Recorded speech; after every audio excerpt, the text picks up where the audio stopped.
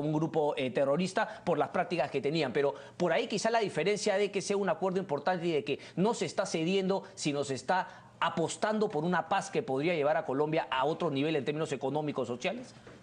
Bueno, mira, desde el punto de vista del derecho humanitario, de las Convenciones de Ginebra, un conflicto armado es cuando dos partes organizadas y con armas se enfrentan, ¿no? Entonces eso puede tener mayor o menor intensidad, puede involucrar a grupos más grandes, más pequeños, puede involucrar a grupos, varios grupos en un solo país, ¿no?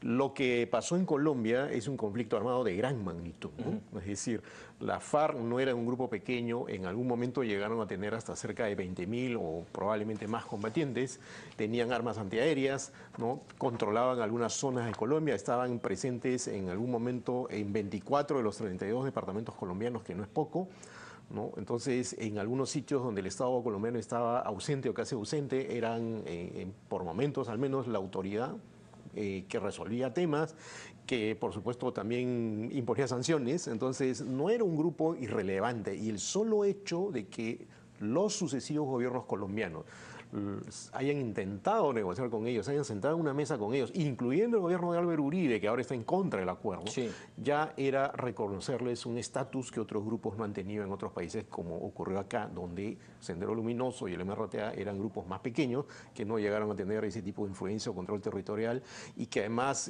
a mi juicio, eran bastante más sangrientos y con poca influencia real, digamos, en el campo. En la FARC sí tuvieron una influencia muy grande en algún momento.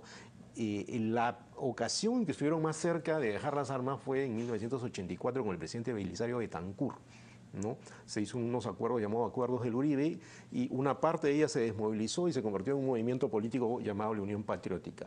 Lamentablemente eso terminó en una masacre, cerca de 3.000 militantes de la Unión Patriótica fueron asesinados, 2 candidatos presidenciales, y eso hizo que la FARC volvieran al monte.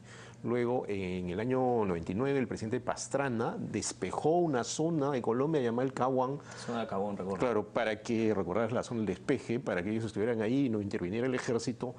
Pero eso fracasó también porque yo recuerdo que haber conversado en Bogotá con un negociador de la FARC que conversaban con la prensa, conversaban conmigo, pero sin dar su nombre y para darte un contexto de lo que estaba ocurriendo. Y él me decía, el gran error en el Caguán fue que cuando se inician las conversaciones hay una fiesta, va a García Márquez, matan un chancho, incluso hay una fiesta con baile, ¿no? Demasiadas luces mediáticas.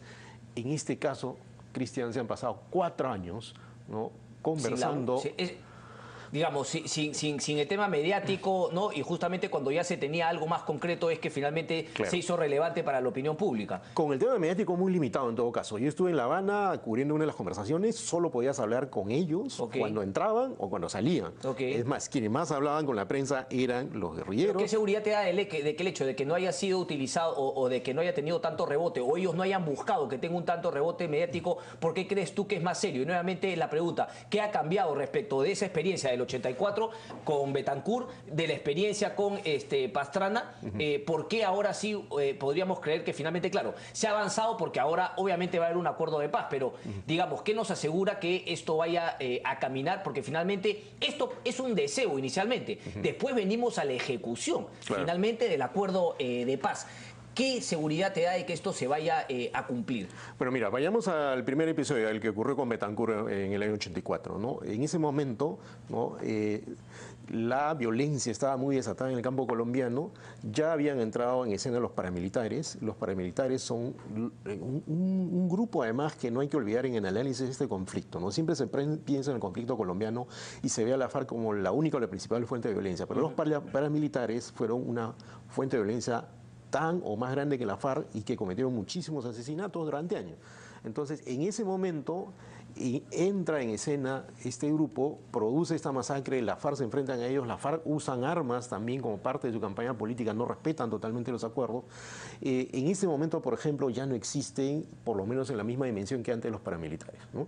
Entonces han sido desmovilizados también, entonces hay un factor menos de violencia. Ahora algunos de ellos, se afirma, están metidos en un grupo que se llama las BACRIM, las bandas criminales, que también actúan en alianza con el narcotráfico. Pero digamos, el gran grupo que se enfrentaba a la FARC de manera armada y violentísima en los años en que la FARC tenían más influencia, más poder y más armas, ya está, por lo menos en buena medida, fuera de escena.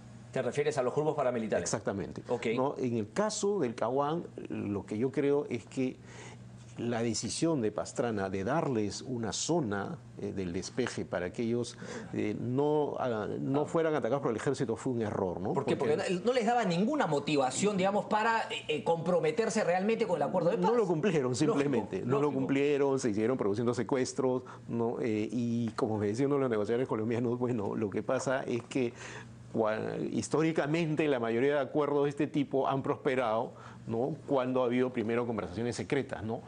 En el caso de Santos con la FARC hubo un periodo previo que era bastante fuera de la escena y que ni siquiera se sabía, como después se supo que iba a ser en La Habana, etcétera. O sea, se sabía que iba a ser en La Habana, pero no había el ritual de la entrada a estos salones, etcétera. Entonces, por ejemplo, los palestinos y los israelíes, en el mejor momento que tuvieron para llegar a un acuerdo de paz, que fue cuando estaban Isaac Rabin y Yasser Arafat, ¿no?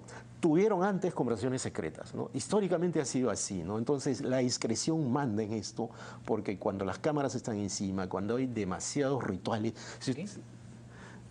si tú te fijas, ahora hay rituales ya en este momento, ¿no? El balígrafo, ¿has visto? Un bolígrafo con el que se va a firmar la paz, que es hecho de balas. Hecho de las balas. ¿No? La ceremonia. Ahora sí se hacen los rituales, pero cuando se estaba en las conversaciones, eso era mínimo, ¿no? El contacto con la prensa era mínimo y las conversaciones se hacían a puerta cerrada. Correcto. Y eso creo que ayudó a que el clima se distendiera, se distendiera, ¿no? Correcto. Entonces...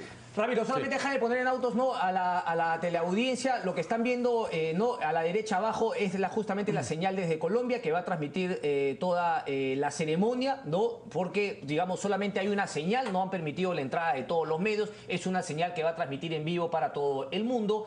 Y estamos también en San Isidro, en la embajada de Colombia, con la embajadora y obviamente muchos invitados, ¿no? Lo vemos ahí a Jorge del Castillo, ¿no? Está también, me parece que es Carmen Macías, sí, de Vida, ¿no? Es correcto también. Y algunas otras personalidades de la política local. Vemos también al embajador norteamericano, al embajador del Reino Unido. ¿Y qué es de la señal del Clara Elvira? ¿La tenés? Ah, ok. Vamos a engancharnos en cualquier momento con ella para que nos cuente un poco también lo que ha sido la jornada. Tengo entendido que se está dando un concierto musical justamente antes de dar inicio al acuerdo. Tres personas